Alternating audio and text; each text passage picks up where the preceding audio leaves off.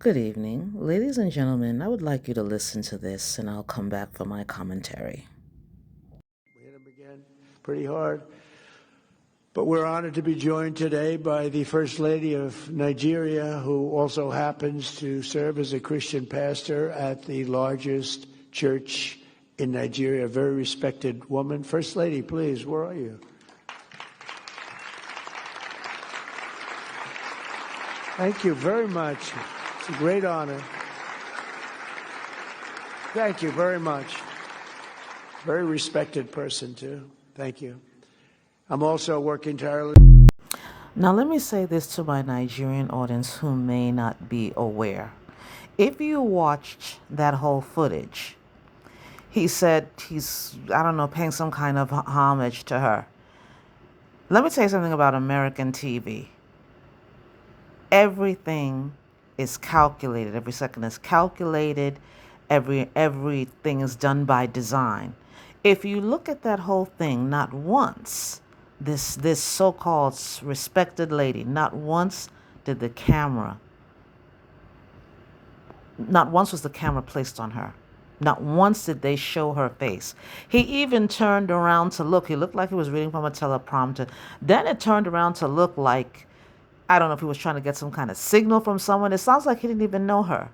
Highly respected, televised, and not once did they show your face. Not that it's anything to look at, but not once did they show your face. Yeah, you highly respected, all right. Now, this is what I don't understand.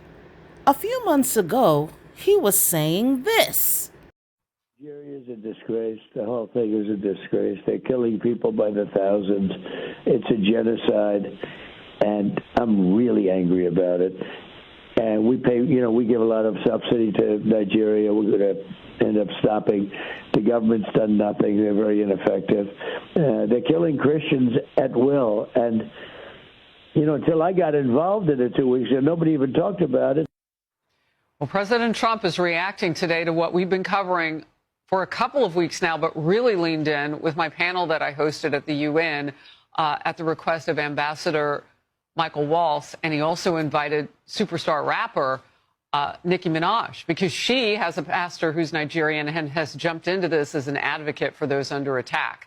Horrific violence in Nigeria against mostly Christians, and a third mass kidnapping this week alone. So it's getting worse under President Tinubu over there. You hear that, ladies and gentlemen? The correspondent said, the newscaster said, it's getting worse. And he said the nation is a disgrace. How did she suddenly become respectable? I'm curious. If the Nigerian government continues to allow the killing of Christians, the USA will immediately stop all aid and assistance to Nigeria. We're going to do things to Nigeria that Nigeria is not going to be happy about, and may very well go into that now disgraced country, guns are blazing, to completely wipe out the Islamic terrorists who are committing these horrible, horrible atrocities. I'm hereby instructing our Department of War to prepare for possible action. If we attack, it will be fast, vicious, and sweet, just like the terrorist thugs attack our cherished Christians. From disgrace to respectability? How? He said this a few months ago, and I believe today on Tuesday, she's suddenly respectable? How is it so?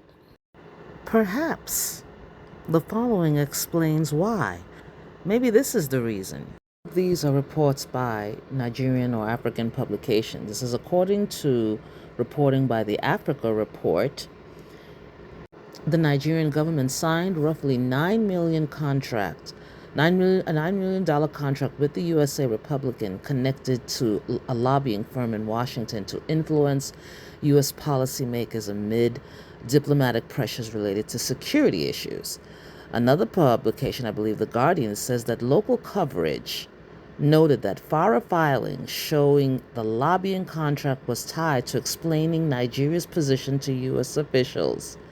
Critics in Nigeria argued, according to Channels TV, that roughly $9 million could have been used for domestics instead of hiring expensive foreign lobbyists. Not me, they said. African publications. Perhaps that's the reason for this sudden respectability, from disgrace to being called an excrement hold under Buhari's regime, to now go into your country to bring order while you are so-called leaders, to now you are so respectable. And ladies and gentlemen, look, she's so proud. Whatever is happening, at times, who would have, you said President Trump recognized me. Who would have thought that would happen, to even say the least? So when you look at that, I'm getting global recognition in all of it, despite, and that is what life is all about. If something is going to be good, it will come from, the rebels, and it starts like that. And then we have that attention, we have the conversation going, and we expect, there will be more. It's going to yield a better fruit for us, and both for us and also America. Listen to what she said.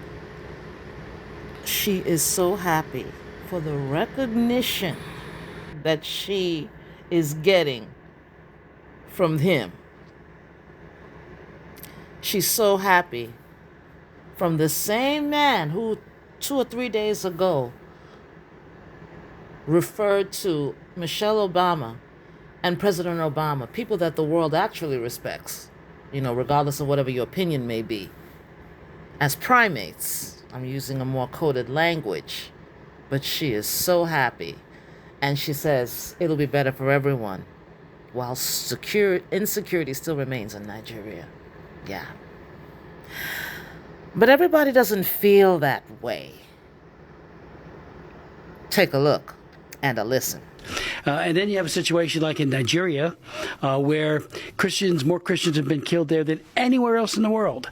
And you have a government in Nigeria that practices denial, a culture of denial. No, nothing to see here. They even hired DCI, a big firm here in D.C. The First Lady was here. She was here this week, yeah. And in fact, they wanted to come on the program to talk about religious freedom. And I said, I'm not going to give them. I'll meet with them. I'm happy to meet with anybody. Same here. But I'm not going to give them a platform to cover up what they're doing in Nigeria. And that's just what it is, a massive cover-up.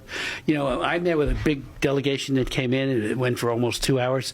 And the Attorney General of Nigeria said that this Bishop Anabe, who I had at 2 of my hearings, you were there. He testified right next to me. Right next to you. A wonderful man. He said, he's a liar. And I said, whoa, stop that, And then they always do the thing, well, my wife's a Christian, or I'm a Christian, or my husband, it's like, don't tell me that. What is happening as churches are being firebombed, people are being killed in cold blood, abductions, which is very, very big there in Nigeria, of Christians especially, but others, but especially Christians. And there's this assault on faith.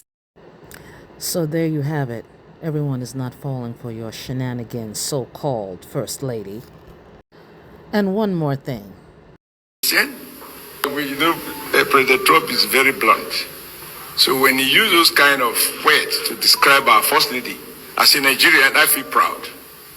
And I thought it's important enough for us to say, Mr. President, congratulations. Because if it was the other way around, imagine what the opposition would be saying now.